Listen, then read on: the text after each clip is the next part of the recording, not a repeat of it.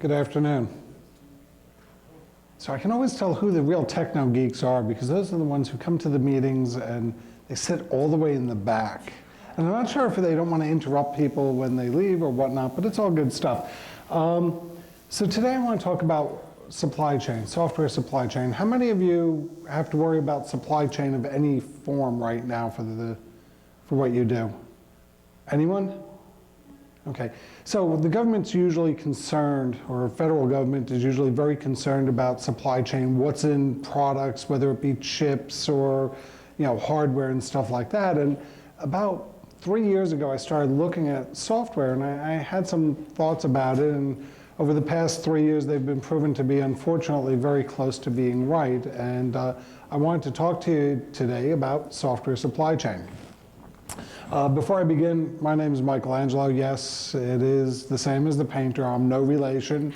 And for those of you who are real security geeks, I didn't write the virus back in the 80s. And the rest of you with little kids, I have no idea where the turtles are, and I think I've got it all figured out. Okay? I'm the Chief Security Architect for MicroFocus / NetIQ, a recent acquisition by MicroFocus. So let's get started.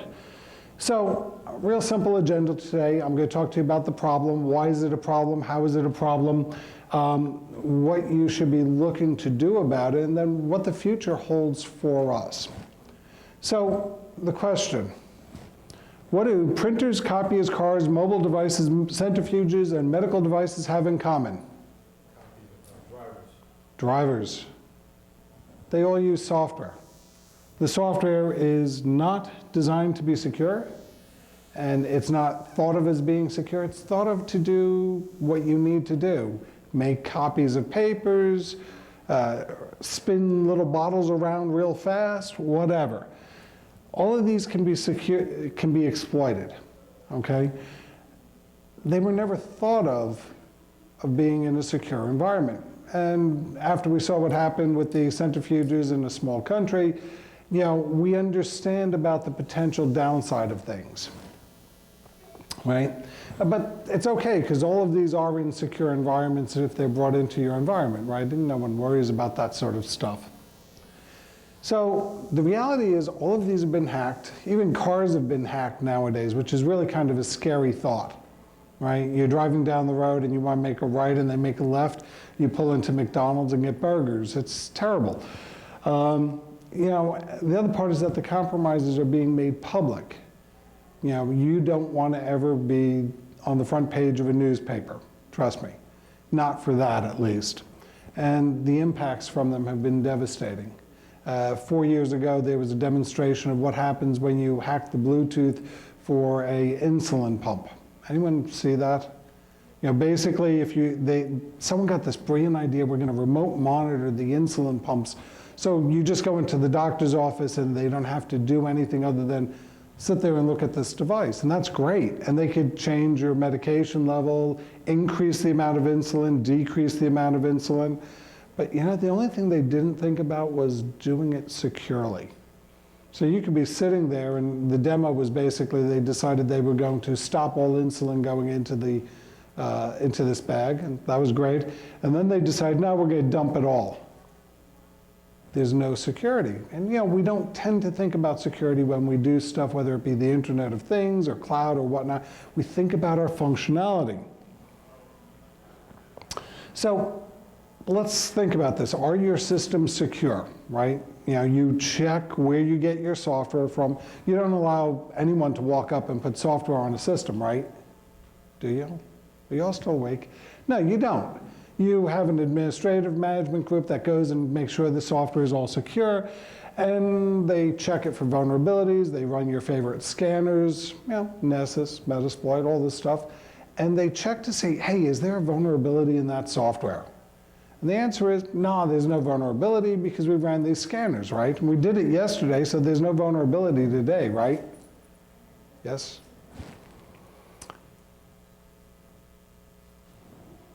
Okay. How many of you know about the National Vulnerability Database, the NVD? Okay, there's this really great database. It started about 2001, 2002. Federal government said, NIST, go out and track this data. what vulnerabilities exist out there. Keep track of it. Figure out if they're meaningful or not. Okay? And since it's been there have been like 70,000 vulnerabilities listed, which isn't really bad, I think. 70,000 in how many years? And this is what the database looks like. Don't bother reading it. It's an eye chart. Just the slides will be made available. That's where you find it. And there's lots of interesting stuff on here. There's a complete description. Let's see if the laser works. Does it? Sort of. There's a complete description of what's in the database and then why it's important. And you can actually go and look at a keyword search for vulnerabilities, like SSL. Okay? How many of you got impacted by Heartbleed? Okay, you got hit by Heartbleed. Very interesting vulnerability. OpenSSL is open software. It's designed for what? Just setting up SSL communications and protecting information in transit. Okay, and it's also open source, so anyone can get access to it, right? Not a problem. So if you just do a simple search on SSL, search all of it, you'll get information back. Okay, and it tells you how many records matched, and it tells you the keyword that you searched. It tells you a summary of what the bad things were. Okay, and it does a nice breakdown, and then it gives you a value, a severity level, 10 being high, 1 being low. Okay, now the one thing bad about the database is that sometimes they release stuff and they say, guess what, it's a 4, it's no problem. And then a week later, they change the number and go, we were wrong about it being a 4. Someone made an exploit. It's really a 10. Heartbleed, when it first came out, was a 4. A week after it was released, they decided, wait a minute, no, we were just kidding. It's really a 10. Heartbleed was this great vulnerability. It let you do a ping or a heartbeat. And I'd say hello to an SSL port, and it would give me 5 bytes back, and it would give me hello back, right? And if I said hello and give me 3,840 bytes back, it would give me hello plus 3,840 bytes of whatever was in memory, including usernames, passwords, whatever. Real bad vulnerability. And you could put as big of a number as you want. If you put too big, of course, you'd crash the program. But you got all this great data back, like usernames, passwords, data that was transmitted, bank account information, etc. Not perhaps the best thing in the world. Okay, so when you're looking at the vulnerability, it gives you all kinds of information about the scores, when it was last reported. So even though it came out on one day, they can update the report, so you'd have to constantly monitor it and do all this stuff, right? Now, when we think about OpenSSL, the other thing is, they tell where the information came from, which is pretty interesting, and what packages and versions it was in. But when we think about it, it's really useful. It gives you details of all the vulnerabilities in software. It gives you an impact analysis. It gives you a vector, how you can get this, pointers to where the details came from, so you can go look there and see if there's more information. And it also gives you a list of affected software. So if you think about it, OpenSSL, that's just one software package, right? How bad could it be? And so it's not bad. I mean, you've got your stuff going, but when you think about it, hold on. Yeah. When you think about it, your systems are secure because you've got this list of information, what these vulnerabilities are, why they're bad, right? So you can actually go through and say, do I have this package on my system? That's cool. And you don't actually have to go back and retest and test and retest, because what happens is you release the software, it gets into your environment, and you don't realize that there's a vulnerability in it because you tested it already. But 2 weeks later, someone else discovers the vulnerability, and now you need to go back and say, oh, wait a minute, we've got a copy of OpenSSL there. So this is all good if we know what the program is. If we've got one main program like OpenSSL, and we know it's there, fantastic. But what about the components and products that you buy? Okay, if we look at Java, there are 3 billion devices out there with Java. Okay, so that's marketing blurb. I'm sorry, I'm not in marketing. But allegedly, there are 3 billion devices out there in Java. Medical devices use Java, cars, Internet of Things. Anyone have a smart refrigerator? You can actually go, oops, You can actually go and monitor your refrigerator from the internet and have it send you messages when the milk gets a little bit old, or if you're running low on milk. That's kind of cool, right? Of course, I always wonder what happens when someone hacks the refrigerator and defrosts my freezer for me. There goes all the food, no good. And we all know that we've got Java on site. Does anyone not have Java in their infrastructure? Everyone's got it, right? It is really there, it is ubiquitous. And when we think about it, if we look back in time, 2005, we had 50 Java vulnerabilities, and it went up a little bit in 2008, and then it dropped down in 10, and then we came out with the big security push in 13, where we went from Java 6 to Java 7. So Java 7 had 252 vulnerabilities, Java 8 had 205, plus the 93. You know, the vulnerabilities are going to be there. 1,400 entities in total. And the question is, okay, that's just Java. But what about OpenSSL? Now all of a sudden we look at OpenSSL, and I like to do that because, you know, I'm one of these people, I love open source, but I'm not one of these people that believe that people who do security in open source are actually paying attention to the security as much as the functionality they're looking to do. So if I've got an open source product, it's doing a functionality. It's not that someone with security background and expertise actually sat down and reviewed it. So if we look at OpenSSL, it started out in December 23rd of '98. It came out of a group in Australia because the US government said, no, you can't possibly sell that outside the US, and we don't think anyone knows how to make it. So these two guys got together and they wrote it. Okay, OpenSSL stands for, used to be OpenSSL LEY, which were the initials of the inventors or the implementers. And it's available for Unix, Windows, OpenVMS. Anyone remember OpenVMS? It's even for that, HPUX, you name the operating system, there's versions of it for that. And according to marketing literature, 2/3 of all web servers out there use OpenSSL. So it's ubiquitous. It's as common as Java. Okay? If we look at our entries, we see that only over the past 10 years, there have been 197 OpenSSL vulnerabilities, right? So that's not bad, right?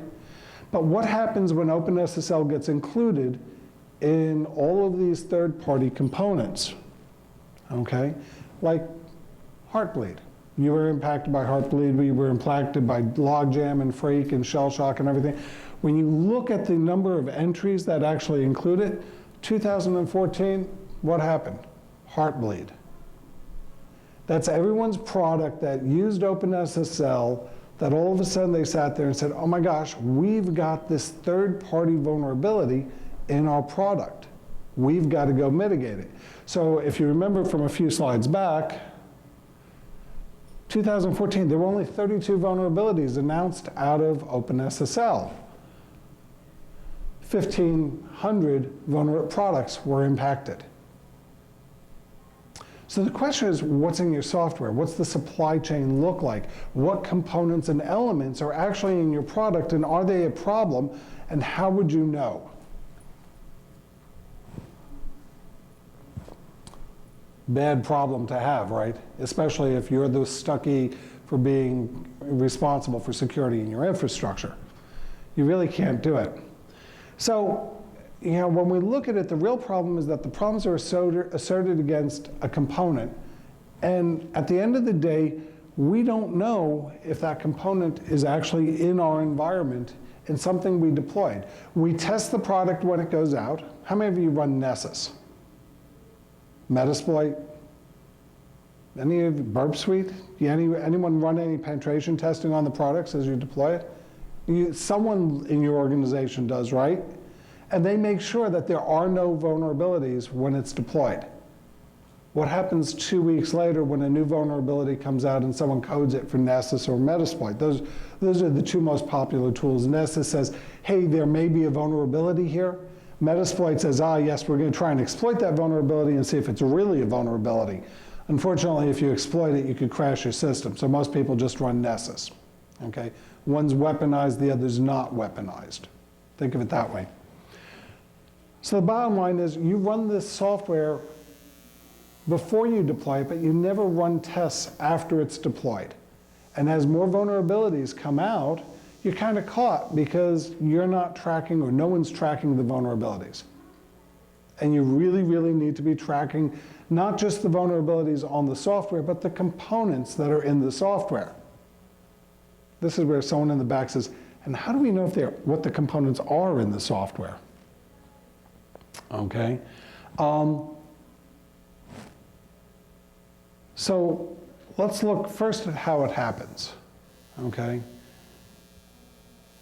When someone puts a component in a product, it's not because, oh geez, here, let me go put this new component in there. They're putting a component in a product because they want to reduce the amount of work it takes to roll the product out.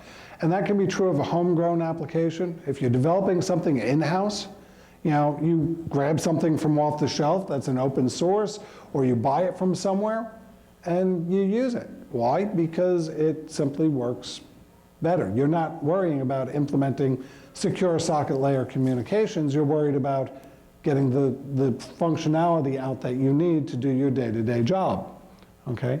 Other commercial companies, if we're developing software, we do pretty much the same as you.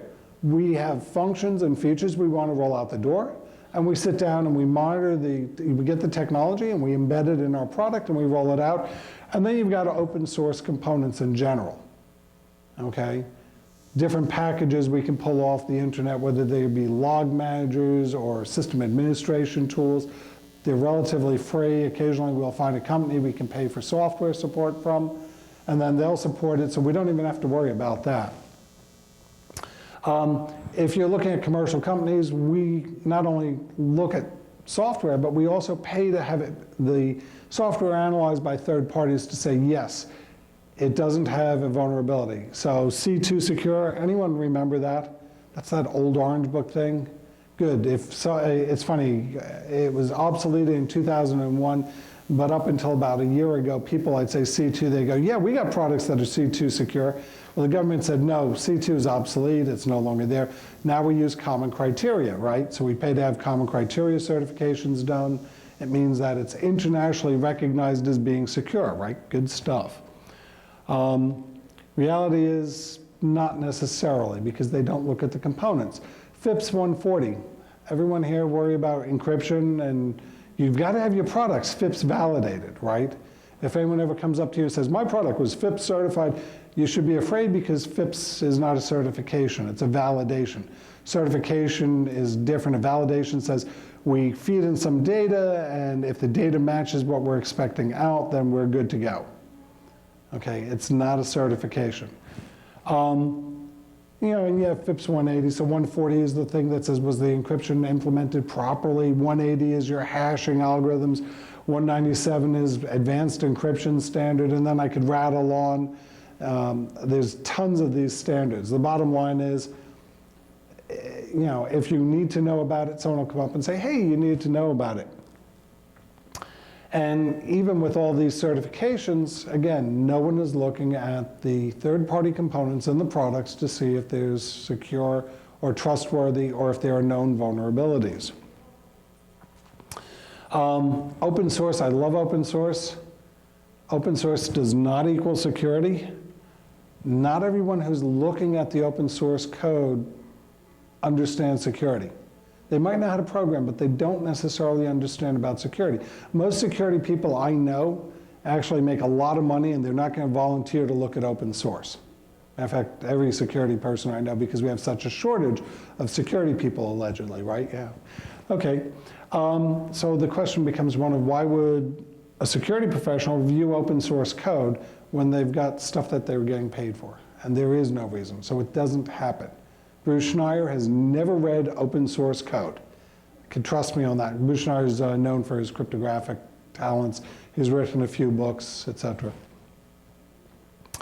There is a database that you can go look at, much like the National Vulnerability Database, the open source vulnerability database. It's kept pretty much up to date.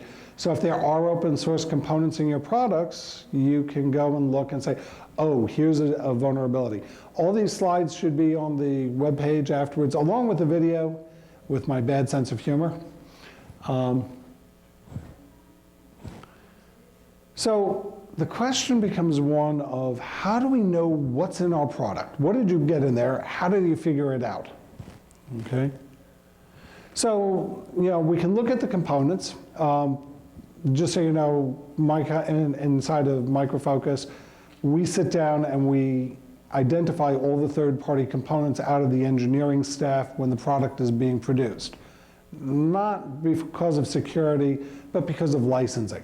However, that doesn't mean we can't use it, and I'll show you what we do with it in a few minutes.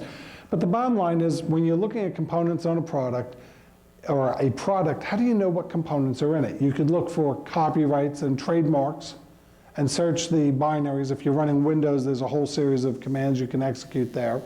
If it's Linux or a Unix box, you just run a strings command, pipe to grep for copyright or trademark, or the copyright symbol, the parentheses C parentheses.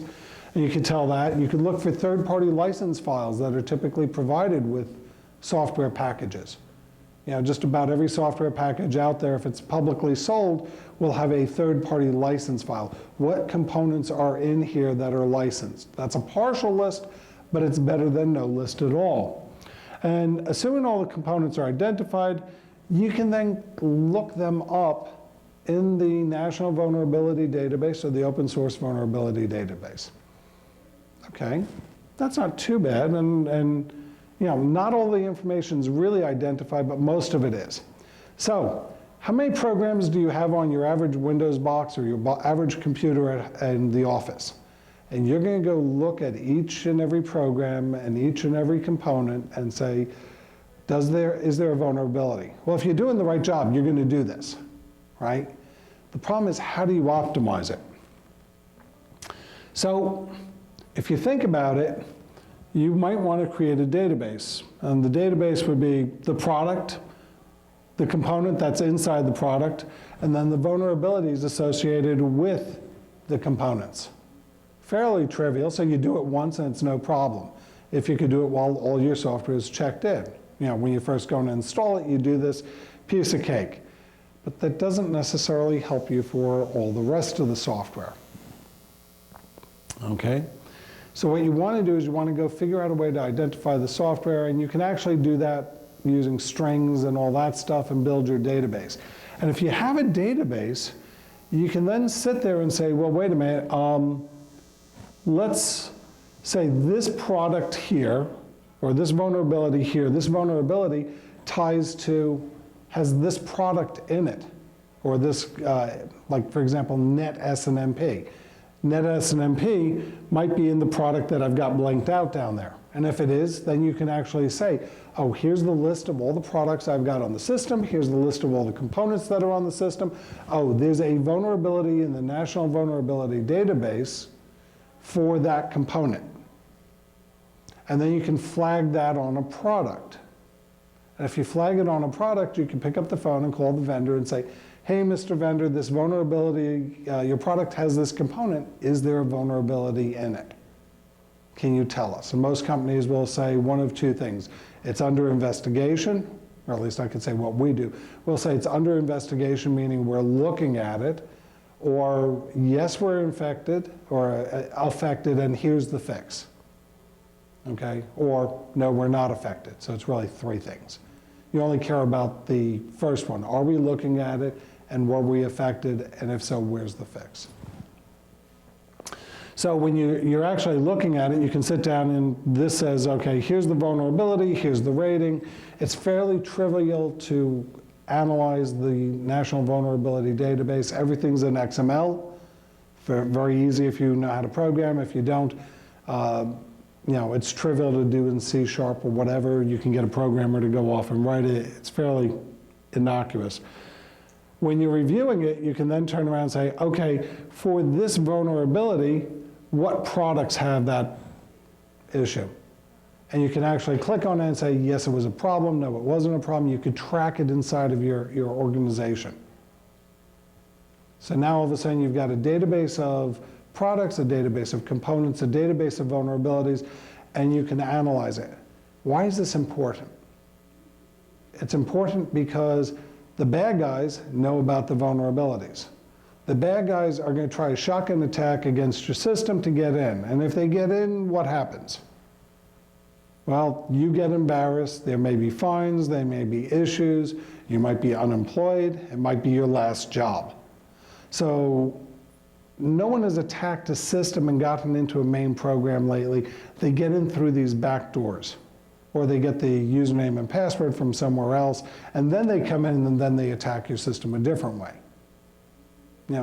Yes, question? Is it okay to ask? Yeah, please. So what responsibility does the software company have to let the customers know?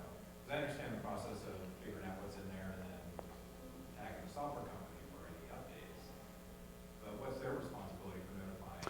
So the question is, what responsibility is there for the software company to notify you that there's a vulnerability? The company is responsible probably for, and I'm not a lawyer, so if you read the EULA, basically it says use at your own risk.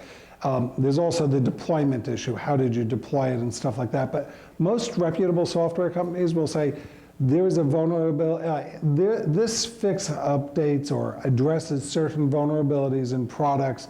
It's up to you to make sure that you monitor the updates. Now, not every vulnerability is realizable in your environment. If you're, for example, the Heartbleed would not be a problem if you didn't have your system open to the outside. Okay, or if you're not running a web server. If you're not running a web server, Heartbleed is a no-op, it's a nonsense. Don't worry about it. If you're running the web server, then you have to worry about Heartbleed. So, it's impossible for the software company to necessarily know what your infrastructure looks like. Therefore, if you've got a product, you should be able to say, oh, there's this vulnerability, and if you don't see anything on the software vendor's website, or you can pick up the phone and say, hey, CVE 2476, 15-2476, what are you doing about it? Okay, I know in our case, we'll sit down and say, okay, this is under investigation. Oops. This is under investigation, it's been mitigated, and the fix is here, or it's not a problem. Usually we also have a mailing list, a website that you can subscribe to, an RSS feed that says, okay, here are the latest updates, and you can subscribe for security updates, etc. Okay. So you go by phone. Yeah. You yourself, but you also check with them. Right. You check it yourself to know if there's a potential vulnerability in the software. You should probably look at the vulnerability and say, okay, is this vulnerability realizable in my environment? And then run the software. Typically, every week I look at about 100, 150 vulnerabilities that come out, and that's just for those that are posted in the National Vulnerability Database. And then there's all kinds of other banter that goes on that eventually the MVD does pick up. Okay? So I don't want to go out and say, hey, there's a problem with XYZ program, it's got this component in it that has a vulnerability, because what's your first reaction? Oh my God, what am I going to do? And then when you look at it and you say, wait a minute, I'm not using it in a fashion that's exposed, then you don't have anything you really need to do. What's your, do you need an update 2 weeks or 1 month, or do you Update the database? Well, when you run an update, you want to update it, normally do you wait 2 weeks before, and after 2 weeks, What happens in my case is every day I go and I look at the CVEs and I say, okay, is there anything in here? And then I've got a group of people that I'll say, okay, here's a CVE about Java. Tell me what needs to be done to be impacting, or will it hit our product? And then about a day later, I'll get a mail message saying, here's the details, and then I'll run the scan against our product components and say, hey, here's the report. Guys, go check this. U3 products, go look at this. U3 products, I don't think you're impacted because you don't have Java, but go look anyway. So there's a, hey, FYI, and then there's a, hey, look at this and tell me if you're going to be impacted. And then there's a, usually depending on the severity of the vulnerability, it can come out as a hot fix, which is 2 weeks, depends on how long it takes to figure out what the cause is and mitigate the cause. It can be a little bit longer if it's a lower priority, like if it's a priority 2 as opposed to a 10. It might be out in the next service pack that comes out in the quarter, etc. Like I said, it all depends on the situation. And by the way, I do monitor to say, geez, was it updated? I mean, it came out as a 4, and 4 doesn't make it below the cut line to get everyone jumped up and dropping everything. But if it comes out as a 10, you know everyone's going to drop everything and start looking at it. Okay, so if you've got a database with all the vulnerabilities in it, you can actually go by product and say, hey, here's the product, here are the third-party components in it. But that's really not as interesting as if you can click on the vulnerability and then say, okay, or click on the component and see what vulnerabilities are in there. Okay? And then ultimately, what if you can say, here's the third-party component, and here is the list of products that have it in it. And you can generate the report that way. So it's kind of really useful when you're starting to worry about, geez, I've got exposure to outside people, I've got third-party components and products. How do I mitigate those vulnerabilities? Well, your first step is knowing what the that there is a vulnerability, knowing you've got a potential problem. And everything is potential until you prove it's a vulnerability. Otherwise, people panic, you lose hair, sort of very right. No need to create excessive stress when you don't necessarily know there's a real problem. But this at least gets you the starting point of saying, hey, here's where we are, and this is what we got to worry about. So, summary, there's got to be a way in industry to automate the analysis of your products for CVEs. You can check the products, you can check the components. You want to make sure that you can generate alert emails. Hey, warning, this vulnerability came out and we've got 3 Windows servers running web services, and these web services might have this vulnerability. Go look at it. You need to make sure that there is going to be an impact. If there's no impact, then do you really care? And by the way, the impact has gotten interesting with the advent of things like the Target and the Home Depot attack. Target basically got hacked because they gave their HVAC vendor access to their network. And someone got a drive-by, they were surfing the web and they hit a website that was infected, and that infected them, and then that grabbed all the passwords, and the bad guys discovered, hey, they've got access to the Target website. So they went out to the Target website.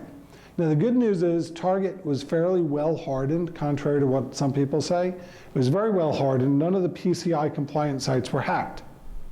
None of the PII sites were hacked. It was great. What was hacked were the point of sale terminals, which no one thought about.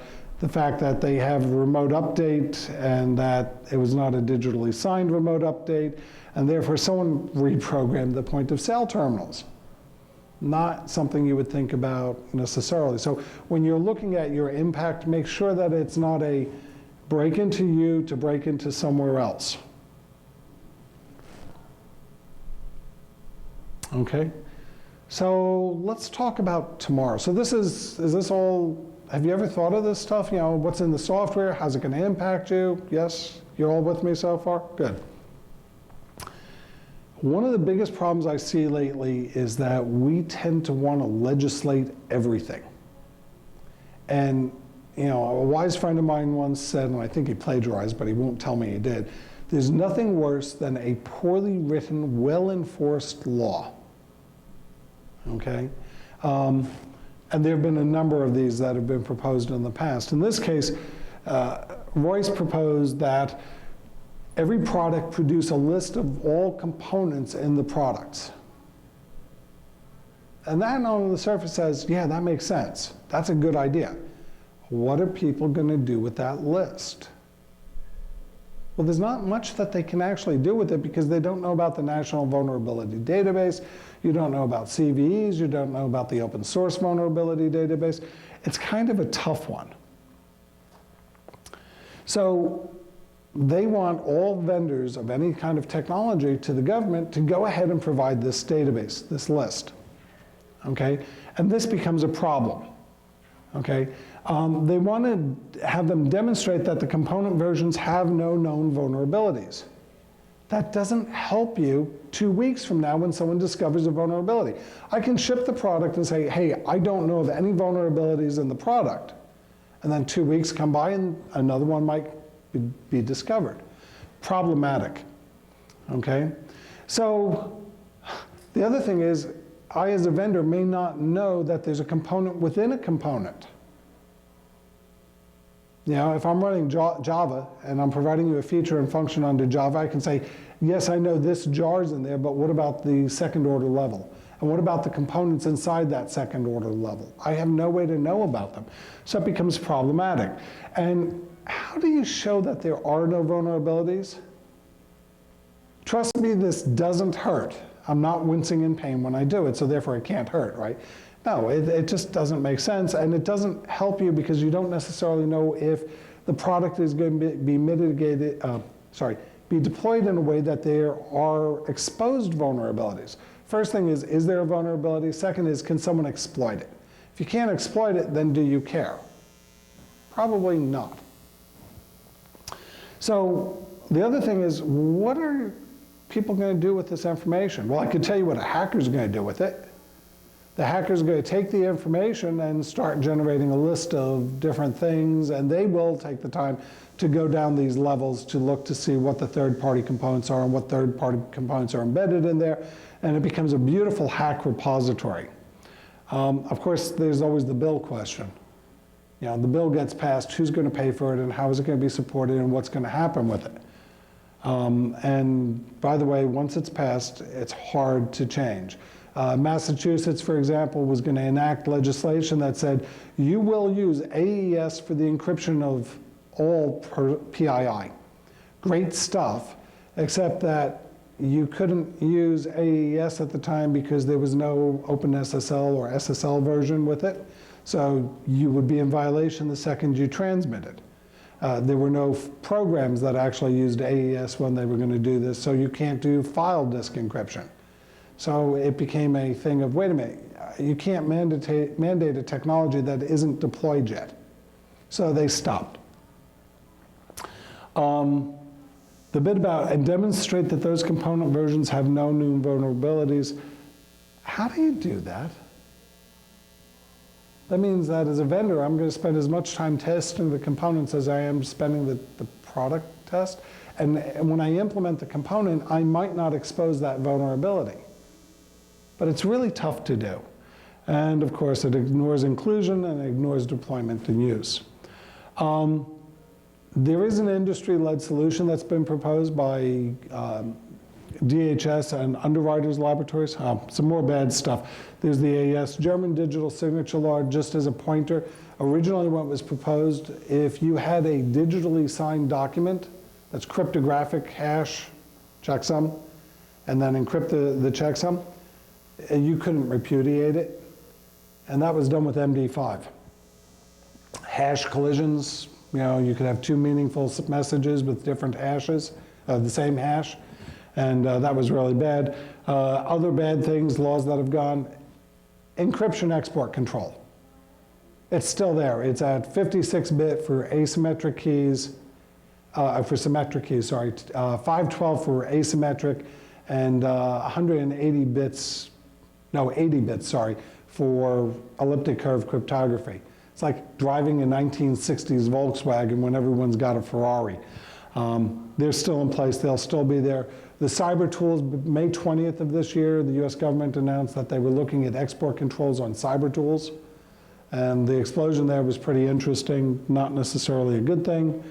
DHS, Underwriters Laboratories, has actually got together and they've said, let's do an industry-led solution. No known vulnerabilities. Okay, that makes sense. Bills of materials. Yes, you could do that. And fault mitigation. If you find a vulnerability, you're going to provide a certain level of service to get that mitigated. It's a lot easier to do this than the first one. It's not in legislation, which means that if 2 weeks from now there's something else that's needed to be done, it can be done. And it doesn't break the legislative model and doesn't require addendums. Software supply chain references, like I said, the pages will be up on the site, so feel free to go look at them. How many of you have people writing programs in your organizations? Okay, these last two, OWASP and SafeCode, or the OWASP stuff in particular is really good. SafeCode is not bad either. CMU, great libraries that talk about doing stuff. And the stuff on OWASP, while it's pretty much web-based, applies to any product out there. And that's all I got. Thank you. Any questions? You all still awake? I know it's tough to do when I'm talking so loud. Yes, ma'am. You know, that point that you made is when you have developers that are cutting corners and putting in utilities that, you know, were freeware and they get embedded into programs that go into production, and then all of a sudden this freeware is going into the market, or they're saying that now they want to start charging for it. And so in-house, you need to be able to keep track of those components. Yes. Yeah. The thing is, usually if something's freeware right today, it'll be freeware for going forward, and when they change it, anything new becomes licensed.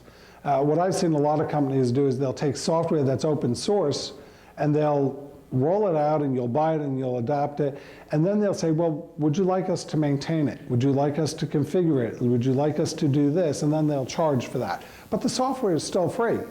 But you don't know if there are vulnerabilities, if there are issues, and free is sort of free, kind of. Doesn't guard against upgrades to other operating systems. Doesn't guard against upgrades. It doesn't even protect you if someone discovers a vulnerability. It doesn't protect you if someone uses it wrong. Well, how does that impact you as a manufacturer when you put the open source stuff into your product? Well, we're very... Fix the vulnerability, Mhm. that's what Yeah, well, we do. Usually what happens is the open source, you know, like OpenSSL, they're really good when a vulnerability comes out. If someone else has a vulnerability, they may not fix it, we might go after it. You know, but usually when stuff is announced, it's got fixes ready and available, in which case all we have to do is put the thing in the product, do regression testing, validation, and it takes about a week to do all the stuff, maybe 2 weeks to get it all in place, package it up, and ship it out. So, you know, just to be clear, we don't use open source that's like GPL, because that's viral. We use OpenSSL, we use Java, which are pretty much use at your own risk. Okay? There are other packages out there that people are providing free, but they're selling the support. A little bit of a difference. Other questions? Anyone on that side of the room? No? Okay, thank you very much, and have a great evening.